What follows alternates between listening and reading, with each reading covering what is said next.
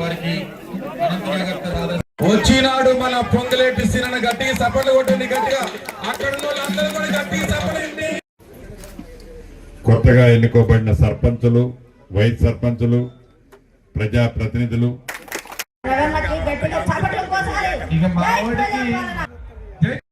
మంత్రి గారు, ఇప్పుడు చర్లగుండ విజయమ్మ గారు, పైనంపల్లి, బోధులబండ, కొత్తకొత్తూరు, సుద్దేపల్లి, ఆతెల్లగూడెం, రామచంద్రాపురం, చిన్నారం. ఇంట్లో కరెంటు ఉచితంగా వాడుకోవటానికి, ఇంట్లో తినటానికి కావాల్సిన రేషన్ కార్డు ద్వారా సన్నబియ్యం, ఉండటానికి ఇల్లు, మహిళలు కట్టుకోవటానికి చీరలు, ప్రయాణం చేయడానికి ఉచితంగా బస్సు, రైతులు పంట పండించుకోవడానికి ఉచితంగా కరెంటు, పండించిన ధాన్యం కొనుగోలు చేయడానికి బోనస్, మద్దతు ధర, పని చేసుకుంటా అంటే 100 రోజుల పని, ఆరోగ్యం బాగలేదంటే రాజు ఆరోగ్యశ్రీ కార్డు 5 లక్షలు ఉంటే 10 లక్షలకు పెంచే ఒక కుటుంబం ప్రతి సంవత్సరం ఎక్కడైనా.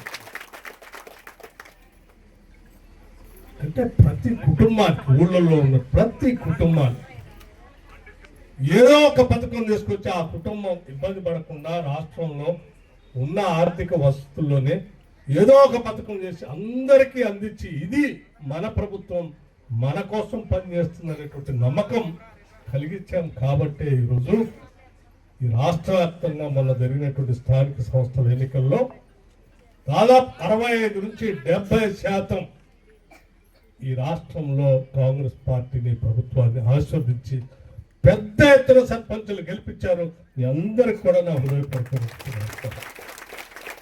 భవిష్యత్తులో కూడా మాటిస్తా ఉన్నాం.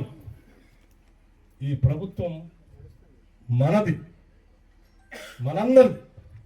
రాష్ట్రంలో ఉన్న వనరులు కానీ, రాష్ట్ర ప్రభుత్వం యొక్క ఆలోచన ముఖ్యమంత్రి రేవంత్ రెడ్డి గారి దగ్గర నుంచి మొదలు పెడితే ఈ కేబినెట్ లో ఉన్న ప్రతి మంత్రి ప్రతి పైసా ప్రజలకి పంచాల్సిందే, ప్రజల అభివృద్ధి కోసం ఆలోచన చేయాల్సిందే తప్ప పాలకులు లేకపోతే దోపిడిదారులు దోపిడీ చేసుకోవటానికి కాదు. ఇది ప్రజాస్వామ్యంలో ఇందిరమ్మ ప్రభుత్వాన్ని రాష్ట్రంలో అభివృద్ధి చెందాలని ఆలోచనతో తీసుకొచ్చినటువంటి ప్రభుత్వం. ఈ ప్రభుత్వంలో ప్రతి పైసా ప్రజలకి పంచుతాం. చాలా సంతోషం. ఇప్పుడే ఒక సబ్ స్టేషన్ ఓపెన్ చేసుకున్నాం, మరొక సబ్ స్టేషన్ కి శంకుస్థాపన చేసుకున్నాం.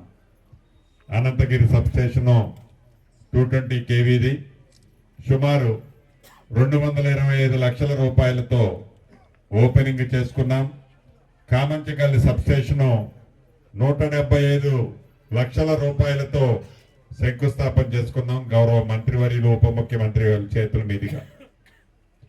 మీకు తెలియంది కాదు, సాధించుకున్న తెలంగాణ, ధనిక తెలంగాణ రాష్ట్రాన్ని ఆనాటి 10 సంవత్సరాల పరిపాలనలో ఎలా కొల్లకొట్టి సుమారు 8,19,000 కోట్లు అప్పు చేయటమే కాకుండా, దొరికినంత దోచుకోవటమే కాకుండా,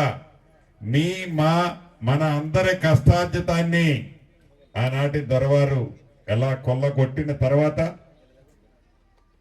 పేదవాడి ప్రభుత్వం కావాలని, అది ఇందిరమ్మ రాజ్యంలోనే సాధ్యమని, మీ అందరి కష్ట ఫలితంతో ఇందిరమ్మ ప్రభుత్వం వచ్చిన తర్వాత గడిచిన 2 సంవత్సరాల నుంచి ఈ రాష్ట్ర ముఖ్యమంత్రిగా రేవంత్ రెడ్డి గారి నాయకత్వంలోని మేమందరం నిరంతరం పేదవాడికి అండదండలుగా ఉంటూ, పేదవాడికి భరోసా ఇస్తూ, ఇచ్చిన ప్రతి హామీని రాష్ట్ర ఆర్థిక పరిస్థితి సహకరించకపోయినా ప్రతి కార్యక్రమానికి పేదవాడి ముఖంలో చిరునవ్వు చిందించడం కోసం ఎంత కష్టం వచ్చినా, ఎన్ని ఇబ్బందులు వచ్చినా, ఎన్ని ఒడదొడుగులు వచ్చినా ఇచ్చిన ప్రతి మాటని పేదవాడికి అందిస్తూనే అభివృద్ధి కార్యక్రమాలైనా ఇప్పుడు మనం చేసుకునే విద్యుత్ శాఖ కానీ, రోడ్లు కానీ, నీటిపారుదల శాఖ కానీ, మౌలిక వసతులకు సంబంధించిన ప్రతి అంశంలో రాష్ట్ర ప్రభుత్వం